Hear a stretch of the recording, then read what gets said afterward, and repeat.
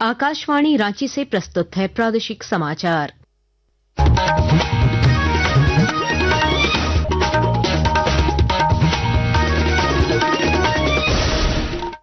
नमस्कार, प्रादेशिक समाचारों के साथ मैं कामिनी। पहले मुख्य समाचार। झारखंड हाई कोर्ट ने प्रदूषण रोकने को लेकर दायर जनहित याचिका पर की सुनवाई। राज्य सरकार से 2 हफ्ते में मांगा जवाब। रांची के व्यवसायी कमल सिंघानिया के 2 ठिकानों पर आयकर की छापेमारी।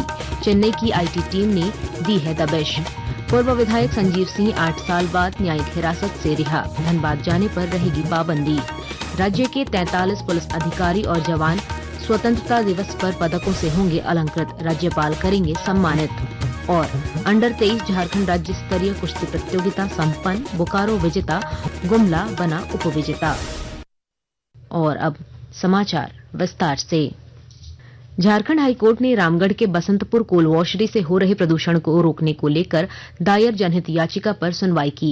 मुख्य न्यायाधीश तरलोक सिंह चौहान और जस्टिस राजेश शंकर की खंडपीठ ने मामले की सुनवाई के दौरान दोनों पक्षों की दलीलें सुनने के बाद पर्यावरण प्रदूषण, सड़क की खराब स्थिति और ध्वनि प्रदूषण के मामलों पर 2 सप्ताह का समय देते हुए राज्य सरकार, डीजीपी और झारखंड राज्य प्रदूषण नियंत्रण बोर्ड को जवाब दायर करने का निर्देश दिया। हाईकोर्ट ने मौखिक रूप से कहा कि राज्य के सभी जिलों के उपायुक्त, पुलिस अधीक्षक और जिला खनन पदाधिकारी यह सुनिश्चित करें कि माइनिंग तथा कोयले या खनिजों की ट्रांसपोर्टिंग से किसी प्रकार का प्रदूषण नहीं हो। राजधानी रांची के जाने-माने व्यवसायी कमल सिंघानिया के 2 ठिकानों पर आयकर विभाग ने छापेमारी की है। आयकर अधिकारियों की टीम कल कांके रोड एवं उरमांझी स्थित उनके प्रतिष्ठान और आवास पहुंची और देर रात तक तलाशी और जांच में जुटी रही। सूत्रों के अनुसार इस कार्रवाई की निगरानी आयकर विभाग की चेन्नई टीम कर रही है, जो एक मामले की गहन जांच के लिए कमल सिंघानिया तक पहुंची है। हालांकि मामलों को लेकर आयकर विभाग के अधिकारियों ने फिलहाल कोई टिप्पणी करने से इनकार किया है। प्रधानमंत्री नरेंद्र मोदी के आह्वान पर देश भर में इन दिनों भारतीय जनता पार्टी हर घर तिरंगा अभियान चला रही है। झारखंड में भी इस अभियान को लेकर खासा उत्साह देखा जा रहा है। प्रदेश भाजपा राज्य के हर घर तक तिरंगा पहुंचाने का काम कर रही है। इसे लेकर जगह जगह कार्यक्रम आयोजित किए जा रहे हैं। इस कड़ी में कल बोकारो जिले के चंदनक्यारी में भव्य तिरंगा यात्रा निकाली जाएगी। पार्टी के वरिष्ठ नेता और पूर्व नेता प्रतिपक्ष अमर कुमार बावरी ने इसे लेकर पार्टी कार्यकर्ताओं के साथ बैठक की। चंदनक्यारी विधानसभा स्तर का एक बड़ा तिरंगा यात्रा दिनांक 13 तारीख को शाम 3 बजे चंदनक्यारी में हॉस्पिटल मोड़ से लेकर चंदनक्यारी चौक तक सुभाष चंद्र बोस चौक तक हम निकालने वाले। यह तिरंगा यात्रा ऑपरेशन सिंदूर की सफलता और उन तमाम अमर शहीद के श्रद्धांजलि स्वरूप है। सरायकेला खरसावां जिले में भी हर घर तिरंगा अभियान प्रभावी तरीके से संचालित हो रहा है और जानकारी दे रहे हैं हमारे संवाददाता। प्रधानमंत्री नरेंद्र मोदी के नेतृत्व में हर घर तिरंगा अभियान शुरू किया गया है। सरायकेला खरसावां जिले में भी इस कार्यक्रम का आयोजन हो रहा है। भाजपा जिलाध्यक्ष उदय प्रताप सिंहदेव ने कहा कि जिले के सभी मंडल एवं प्रखंड क्षेत्र में तिरंगा यात्रा एवं हर घर तिरंगा अभियान प्रारंभ किया गया है। उन्होंने कहा है कि यह अभियान देशभक्ति और एकता की भावना को मजबूत करने में मदद करेगा। उदय प्रताप सिंहदेव ने लोगों से इस अभियान में बढ़ चढ़कर भाग लेने का आग्रह किया है। गोलक बिहारी, आकाशवाणी समाचार, सरायकेला खरसावां। अपने चचेरे भाई नीरज सिंह सहित 4 लोगों की हत्या के मामले में 8 साल से जेल में बंद झरिया के पूर्व विधायक संजीव सिंह न्यायिक हिरासत से रिहा हो गए हैं। कल देर शाम रांची के ऋणपास से उन्हें डिस्चार्ज कर दिया गया। सुप्रीम कोर्ट से जमानत मिलने के बाद वे जेल से बाहर आए हैं। फिलहाल उनके धनबाद जाने पर पाबंदी है, जिस वजह से वे अभी रांची में ही निवास करेंगे। संजीव सिंह की रिहाई पर खुशी व्यक्त करते हुए उनकी पत्नी और झरिया की वर्तमान विधायक रागनी सिंह ने कहा, उन्हें न्यायालय पर भरोसा है और यह सत्य की जीत है। न्यायालय का आदेश है और न्यायालय का हर आदेश को हम लोग पालन करेंगे। ये किसी इंसान का आदेश नहीं, न्यायालय का आदेश है और न्यायालय का आदेश का पालन करना मेरा कर्तव्य है। केंद्रीय मंत्री अन्नपूर्णा देवी ने मिशन सक्षम आंगनबाड़ी और पोषण 2.0 के अंतर्गत सेवाओं के वितरण में पारदर्शिता, जवाबदेही और दक्षता बढ़ाने में चेहरे की पहचान प्रणाली के महत्व पर जोर दिया है। नई दिल्ली में महिला एवं बाल विकास मंत्रालय की संसदीय सलाहकार समिति की बैठक की अध्यक्षता करते हुए उन्होंने कहा कि चेहरे की पहचान प्रणाली यह सुनिश्चित करेगी कि लाभ केवल वास्तविक लाभार्थियों तक पहुंचे और साथ ही लीकेज और दोहराव को भी रोका जा सके। आकाशवाणी के ताजा तरीन समाचारों के लिए आप हमारी वेबसाइट newsonair.gov.in पर लॉग ऑन कर सकते हैं।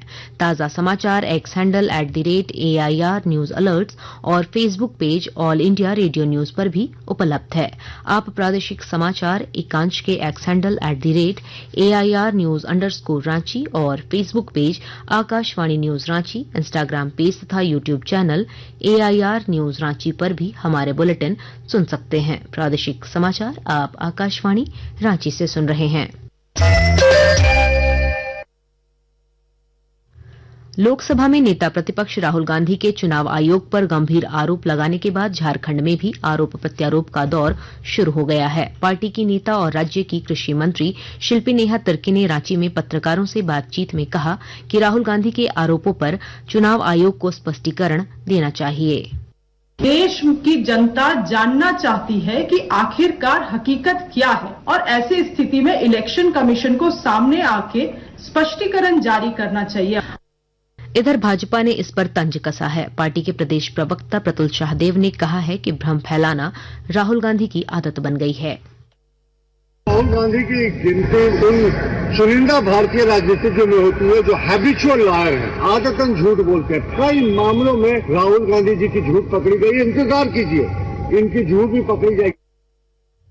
स्वतंत्रता दिवस पर रांची के मोरहाबादी मैदान में इस बार राज्य के 43 पुलिस अधिकारी और जवान विभिन्न पदकों से अलंकृत होंगे। ये पदक गत वर्ष 2024 में 26 जनवरी और 15 अगस्त को केंद्र से घोषित हुए थे। पुलिस मुख्यालय ने सभी पदक और उसे पाने वालों की सूची जारी कर दी है और उन्हें 13 अगस्त तक SSP रांची के सामने अपनी उपस्थिति दर्ज कराने का निर्देश दिया गया है।